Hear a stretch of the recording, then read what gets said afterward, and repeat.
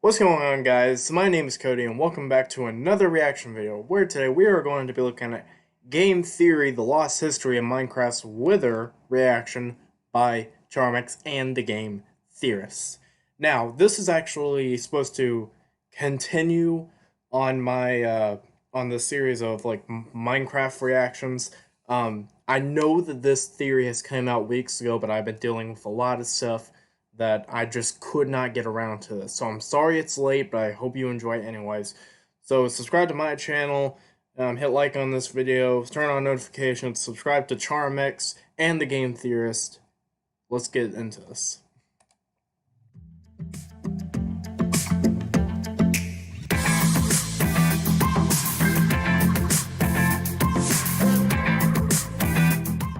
What is up, you guys? I'm Charmx, and today I'm going to be reacting to Game Theory, The Lost History of Minecraft's Wither. Now, I am a little bit familiar with Minecraft's Wither, but not much at all. I think I'm probably least familiar with Minecraft's Wither compared to every other character in the game. But yeah, anyway, this is by the Game Theorist, who makes freaking awesome videos. Hopefully this will be quite interesting. And yeah, with that being said, the original link's in the description. Make sure you guys go subscribe to the Game Theorist. Without any further ado, let's begin. Here's a mini theory to start things off. Endermites. What are they? That's what Minecraft characters get when they sleep around.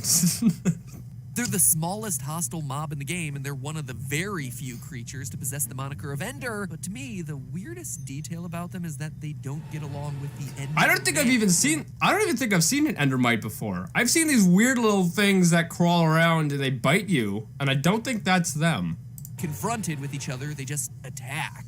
No, I've never seen that before. Since so many of the other spawns in the end aren't hostile towards one another. But now, consider this. What if Endermites are actually silverfish? Yeah, silverfish. That's what I'm thinking of. They look like silverfish, but like a different version. Noxious little gray bugs that bother you up in the overworld. What if Endermites are just silverfish who went through an end portal, or ate themselves a bunch of chorus fruit when they were out there in the end, or whatever? The proof here is actually surprisingly substantial. Cue up the checklist. Point number one, both Endermites and silverfish are small. In fact, they're both so small that they'll suffocate to death in the sinking depths of soul sand. They're the only two hostile mobs where this sort of thing happens. Speaking of their size, I didn't know that they could suffocate. What?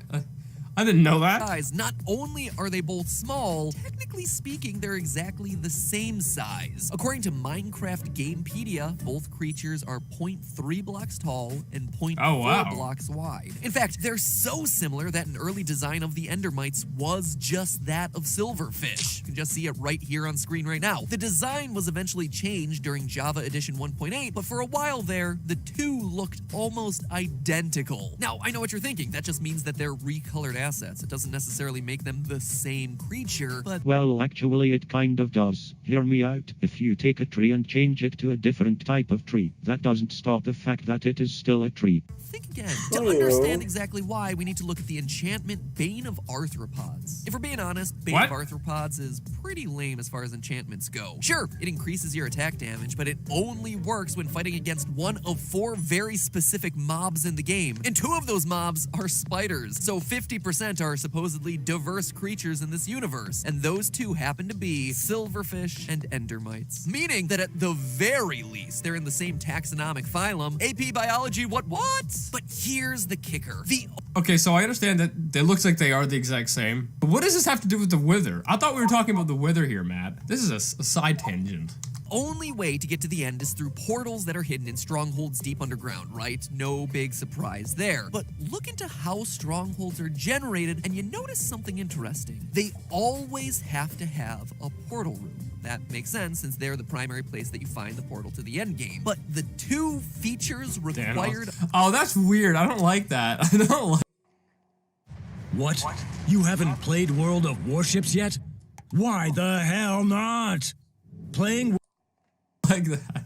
Of that portal room, obviously the portal, but also a silverfish spawner. Ladies and gentlemen, I don't know about you, but this to me reads like the criminals returning to the scene of the crime. So, why don't Endermen and Endermites get along? Well, if my last theory was correct about... I guess it makes sense though, right? Because in the previous video, you explained how Endermen were actual people at one point. And you know, if the silverfish bother people in the real world, and then in the Ender world, the silverfish are now freaking endermites, they would then bother the people in the Enderworld, which would be the Endermen. It makes sense. About Endermen being an ancient race of builders, then one of their old foes would have been the Silverfish. Silverfish who are in the perfect position to leap through end portals at the same time as these ancient builders. And so now, hundreds of generations and one end portal later, that battle is still being waged. New names, new faces, but the same old enemies. But hey, that's just a theory. A mini theory! And I'm just getting started.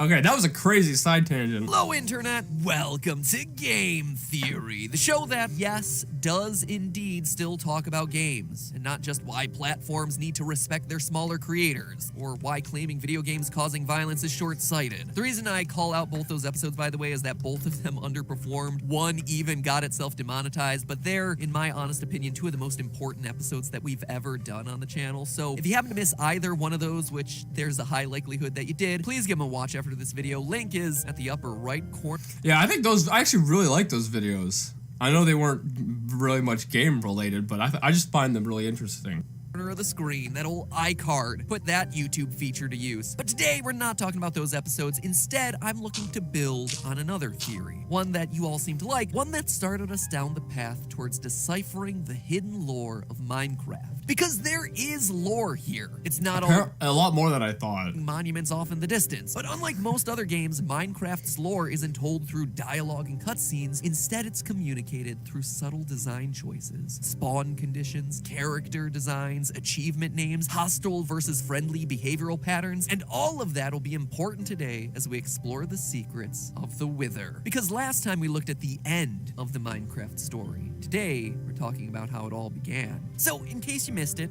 or just forgot, during my last major Minecraft theory, we tallied up the evidence suggesting that Endermen are actually an evolved form of an ancient race of builders. They speak English, they're able to hold rudimentary blocks. It would explain why strongholds are called strongholds in the first place. Yeah, that was a good theory. That was a good theory. But what's the theory with the Wither gonna be? Is the Wither also like people or something? And why mysterious structures like underwater monuments and old mine shafts are left abandoned, dotted around the overworld when no other living creature in this universe has neither the ability to mine nor craft. The theory also explains the origins of end cities and why they contain abandoned chests full of supplies totally inappropriate for life in that hostile purple environment. There's obviously a lot more, but you should just go watch that theory if you're interested. Link is in the didgeridoo. Anyway, one key element I was speculating about in that theory was what motivated this ancient race of people to wind up in the end in the first place. They seem like they were fleeing to it, but why? Curiosity and act. I thought you said they were fleeing to it because the real world was too dangerous for them or something like that. So in order to survive, they tried to move to the Enderworld. But I guess maybe they didn't know how the Enderworld was, and they couldn't get back from it, so they just kind of took a leap of faith to get there. And it turns out it was a lot worse in the real world, maybe? I thought that was the reason. Accident. I ultimately conclude that it was to escape something. Some big threat that existed out there in the... Oh, the Wither? I thought, like, you meant to just escape, like, creepers or something like that. Overworld. Now, obviously, the overworld is populated with zombies and creepers and skeletons, but that just doesn't seem like enough to warrant building out a massive underground fortress deep down near the bedrock. No, after doing the research, it's my belief that these ancient builders accidentally summoned the Wither, which proceeded then to decimate their established society, killing them off by the hundreds until they somehow managed to flee to the end and escape. Now, why would I say this? Well, first and foremost, let's look at the achievement list, shall we? When we defeat the Ender Dragon, we get ourselves the End achievement, and that makes a lot of sense, right? It's the quote-unquote final boss of the game, after all. It cues the end credits. You're in a place literally called the End. It's an achievement name that totally works. But for summoning the Wither, you actually get the exact opposite, the beginning, with a question. Oh, that's interesting. The dragon's the end of the game. The beginning would obviously be start of the game. Yeah, that's weird. That's weird. Maybe Matt's right.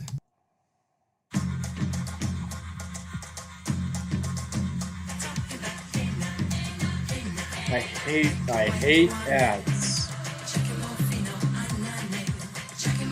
I'm too lazy to edit them out. And then after its defeat, you get yourself the beginning again, but this time it's with a period. It's a definitive statement that directly parallels how the Ender Dragon achievements are handled, but with one problem. The Wither can be summoned at any time, and it very often happens after the dragon has been killed. It's not the beginning of really anything in this game. I was tempted to think that maybe it's the beginning of a new adventure post Ender Dragon, but again, that doesn't make a whole lot of sense since summoning and defeating the Wither is completely optional in the story. And if and when you do it, nothing much comes of it really. It gives you a Nether Star, which, for as special and unique as that item is, just allows you to build a beacon that shoots lame buffs into the surrounding area. It's not all that cool or all that meaningful. But what if the Wither was the beginning in a different way? What if— Yeah, I think that's right. I know very little of the Wither. I think the Wither is probably the character in the game that I know least of. So, I mean, this is all kind of news to me, and I think it's fascinating. What if it's the beginning of the story for the ancient builders that started all this in motion in the first place? Look for a moment at the strongholds. They're buried super deep underground, like absurdly deep, and with literally no trace of their existence on the surface. They're like bomb shelters or safety bunkers, but they're defending against what? Zombies? Creepers?